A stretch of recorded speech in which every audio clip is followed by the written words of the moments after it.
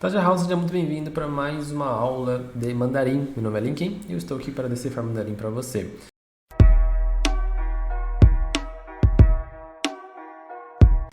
O tema de hoje vai ser entonações, tá? Muita gente, eu vejo que tem dificuldade em relação a esse tema.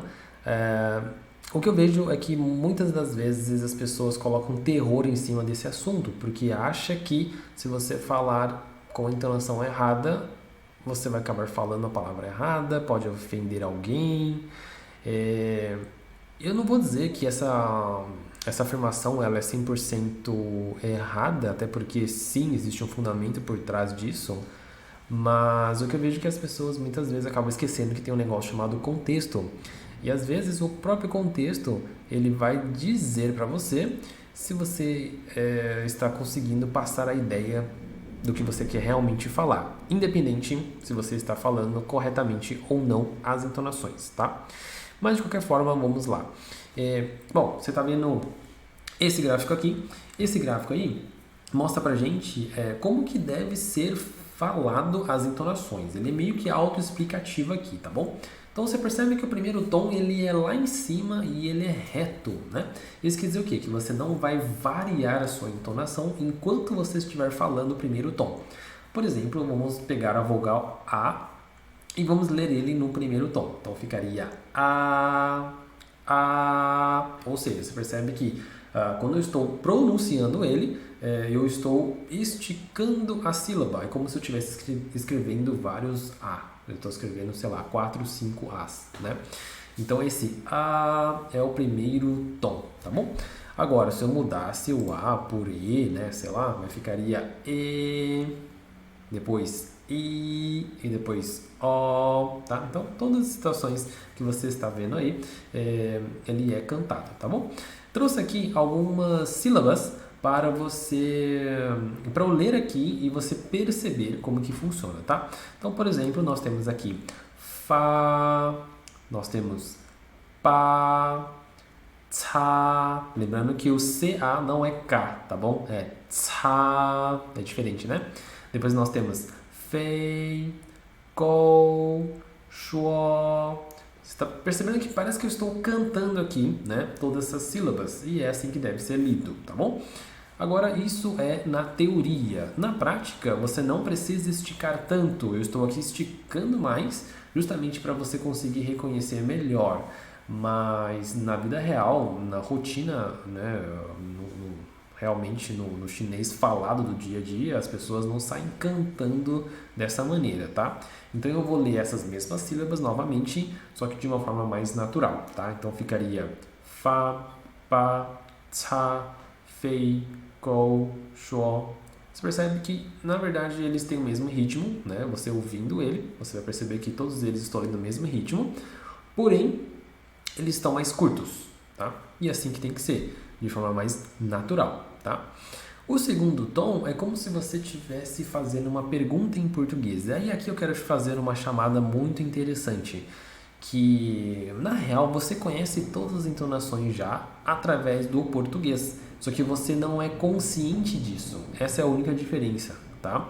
O que é o nosso desafio aqui? É trazer para a sua consciência e você criar uma sensibilidade para conseguir interpretar essas entonações, tá? Por exemplo, eu vou falar aqui algumas palavras, palavras que a gente faz geralmente uma pergunta, uma dúvida, em português mesmo, e você vai perceber que você vai conseguir identificar. Ó, por exemplo, se eu falo assim, oi, quem, como, todas essas palavras que eu acabei de falar para você, elas fazem parte de uma pergunta, né? E essa pergunta, ela tem uma entonação padronizada, como você pode ver nessas palavras que eu acabei de falar. E você sabe reproduzir muito bem esse som. Você só não é consciente desse processo. No mandarim, é interessante que você desenvolva essa sensibilidade de trazer isso para o seu consciente, tá bom? Então, quando você fala oi, né, você acaba subindo a entonação, como se fosse o segundo tom. Ou quem, como, todas essas palavras elas remetem a essa ideia, tá bom? Vou trazer então aqui para você uma lista de sílabas para você conseguir identificar.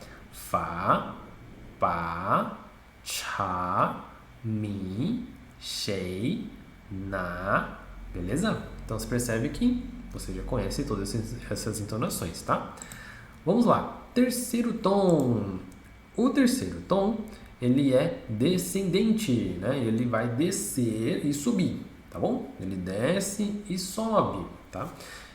Ele muitas vezes é confundido com o segundo tom, porque na subida ele é muito parecido com o segundo tom, né? A diferença é que ele tem esse comecinho onde ele desce, tá bom? Mas eu vou provar aqui para você também que no português você também já utiliza isso. Por exemplo, quando a gente quer concordar com alguém, a gente fala o quê? Aham, aham, né? O rã é parecido an, né? Então, aham. Então, quando eu estou concordando, aham, ou até você pode utilizar né? Esse é o terceiro tom, tá? Então, é o terceiro tom, tá? Alguns exemplos. Go, fa, can, jiu, pu, beleza? Entretanto, de novo, isso é na parte teórica. Óbvio que eu estou forçando um pouco mais, esticando um pouco mais para que eu deixe essas entonações um pouco mais visíveis para vocês poderem perceber. Porém, na vida real também não é bem assim. Na vida real ele é um pouco mais encurtado. Então, em vez de eu falar go, eu só falo go.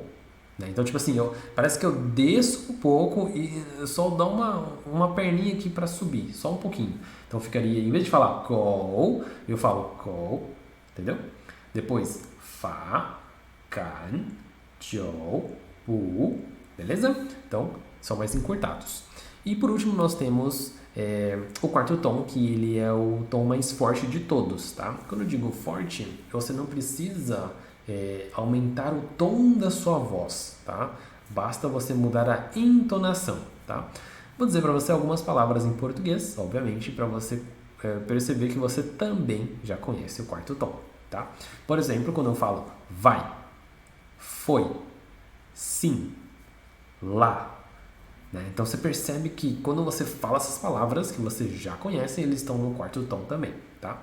Então, vou trazer aqui alguns exemplos. Por exemplo, som, qu, pa, fu, shui, né? Todos eles têm essa mesma característica, tá legal? Se você está gostando desse vídeo, não esquece de deixar o like, fala nos comentários o que você achou e se inscrever no canal ativando o sininho para receber notificações para você receber toda semana as aulas e não perder nada. Bom, então você percebe o quê? Que todos esses entonações na real você já conhece. Você não precisa aprender do zero, você só precisa criar uma nova sensibilidade em relação a eles, tá bom? Bom, o vídeo de hoje é sobre isso. Espero que você tenha gostado. A gente se vê na próxima aula. Xixini, 再见。